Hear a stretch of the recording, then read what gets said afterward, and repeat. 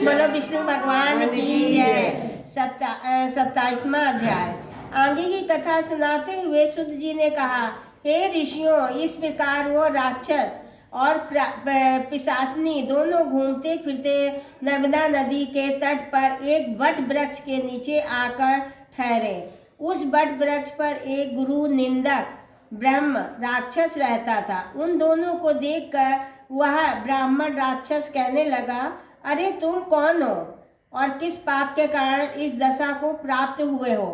तब राक्षस रूपधारी राजा ने अपना तथा पिशाचनी का संपूर्ण वृतांत सुनाकर कहा कि आप भी अपना वृतांत सुनाइए।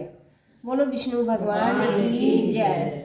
ब्रह्म राक्षस ने अपना वृतांत सुनाते हुए कहा, हे मित्र, बहुत समय पहले मैं मगध देश में प्रवीण सोमदत्त नाम वाला ब्राह्मण था। मैंने अपने को बड़ा भारी विद्वान और महान मानकर अभिमानवश गुरु का अपमान किया था। उसी पाप के कारण मैं इस योनि को प्राप्त हुआ हूँ।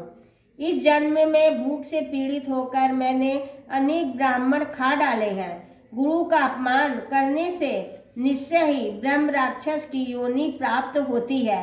ये बात मैंने भली भांति जान ली है। तब कलमा प्रसाद ने पूछा, हे मित्र, गुरु की कोटि में कौन कौन आते हैं? कृपा करके मुझे बतलाइए। बोलो विष्णु भगवान की जय।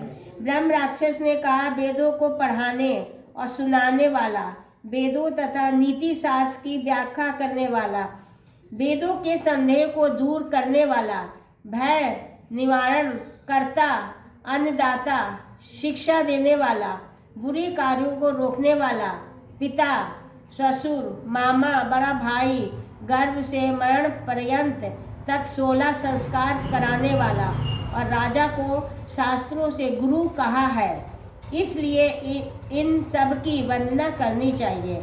ये सुनकर कलमा प्रसाद ने आगे पूछा, हे भाई, तुमने अनेक गुरु कहे हैं, इनमें से कोई बड़ा भी है या सभी बराबर हैं?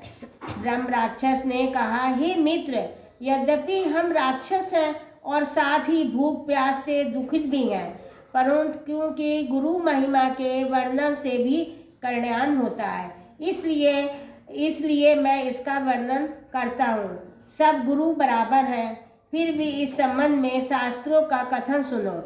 वेद तथा मंत्रों का उपदेश करने वाला, धर्म शास्त्रों और पुराणों के व्याख्याता तथा उपदेश कर्ता के यह विशेष गुरु माने गए हैं। इसमें से प्रमुख गुरु वह है जो देव पूजन करावे, देव पूजा का फल बताए अथवा गुरु मंत्र का उपदेश दे। बोलो विष्णु भगवान की जय। ब्रह्म राक्षस ने कहा, अपने राक्षस बनने की कथा सुनाते हुए कहा है, मैंने धर्म, अर्थ, काम, मोक्ष देने वाले सभी पुराण गौतम ऋषि से सुने थे। एक समय मैं शिव जी का पूजन कर रहा था कि उसी समय महर्षि गौतम वहाँ आ गए। मैं पूजा में ही लगा रहा। मैंने खड़े होकर उनको प्रणाम नहीं किया। तब शिव जी ने गुरु का अपमान करने के कारण मुझे ब्रह्म राक्षस बना दिया। बोलो विष्णु भगवान की जय।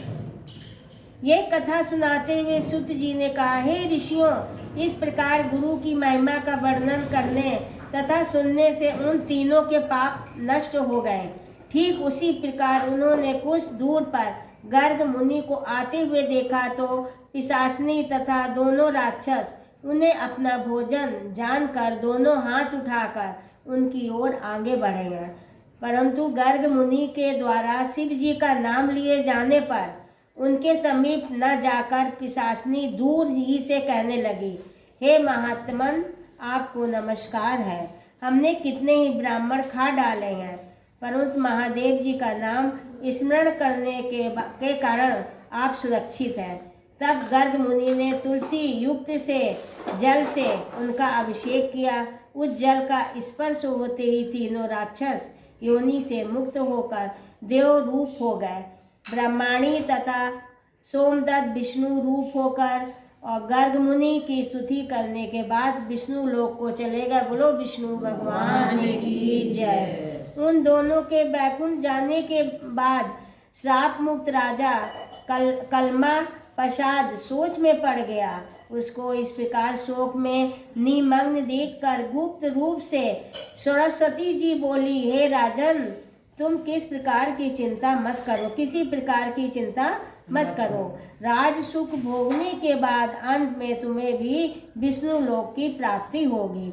इन वचनों को सुनकर राजा कलमा प्रसाद अत्यंत हर्षित हुआ और राजा ने अपने गुरु का स्मरण किया और गर्ग मुनि को प्रणाम करके गंगा जी की स्तुति की। इसके बाद राजा भगवान विष्णु का स्मरण करता हुआ काशी चला गया। काशी में 6 मास तक रहकर राजा गंगा जी में स्नान और विश्वनाथ महादेव जी के दर्शन करते हुए आनंद प्राप्त करता रहा। इसके बाद प्रसन्न पूर्वक अपने राज में आया। तब गुरु जी ने उसका अभिषेक कर उसे पुनः राजा बना दिया। अब वो अनेक वर्षों तक राज करने के बाद अंत में मोक्ष को प्राप्त हुआ है। इस कथा को समाप्त करते हुए सुत जी ने ऋषियों से कहा, हे मुनियों, इसमें आश्चर्य करने जैसी कोई बात नहीं है। भगवान का गुणगान करने तथा काशी का सेवन से मनुष्य को निश्चय ही मोक्ष की प्राप्ति होती है। तो गंगा जी में स्नान मात्र करने से करोड़ों जन्मों के पाप समाप्त हो जाते हैं। बोलो विष्णु भगवान की जय।